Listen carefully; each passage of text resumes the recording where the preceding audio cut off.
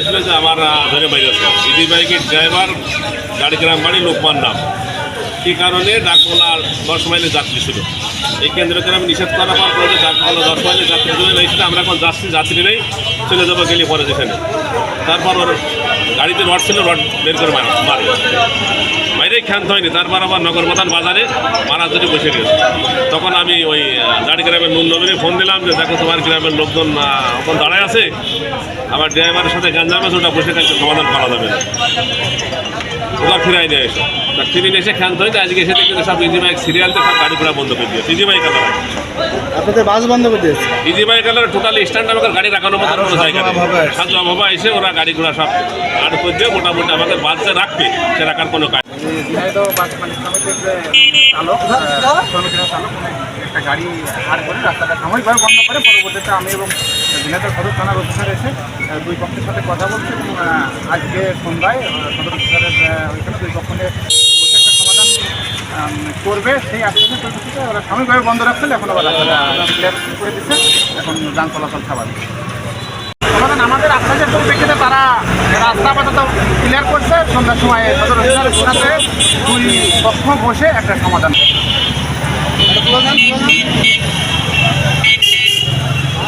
একজন ইজি বাইকের চালক এবং একজন বাসের শ্রমিকের ভিতরে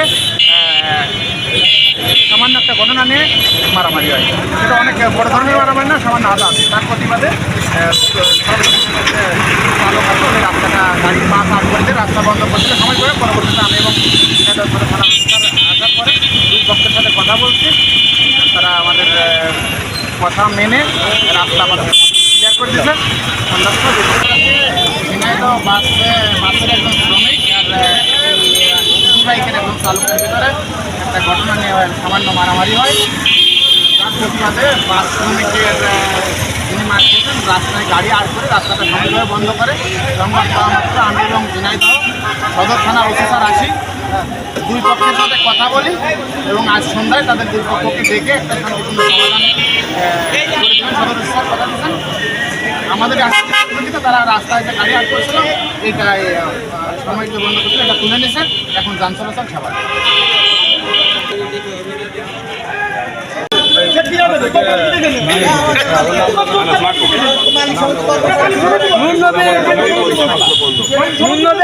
শালা একভাবে বলে দিলে আমাদের লোকের বাইরে কি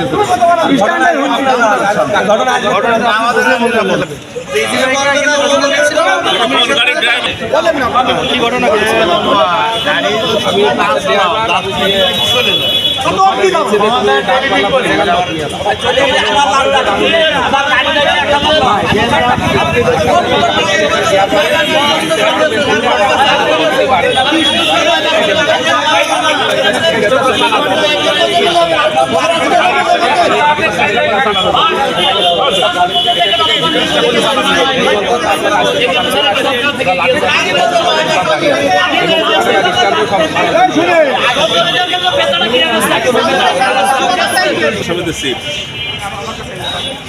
গতকালকে একটা অকাঙ্ক্ষিত ঘটনা ঘটে ঠিক ইফতারের আগ মুহূর্তে।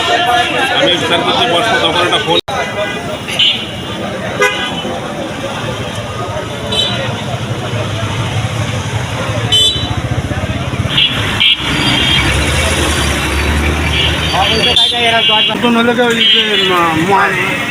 মসজিদ ওই জায়গায় বেশ জটলা ধরে শ্রমিক ইউনিয়নের লোকজন ওখানে আবাস গাড়ির গ্লাস ভাঙা ফিরে গেছে।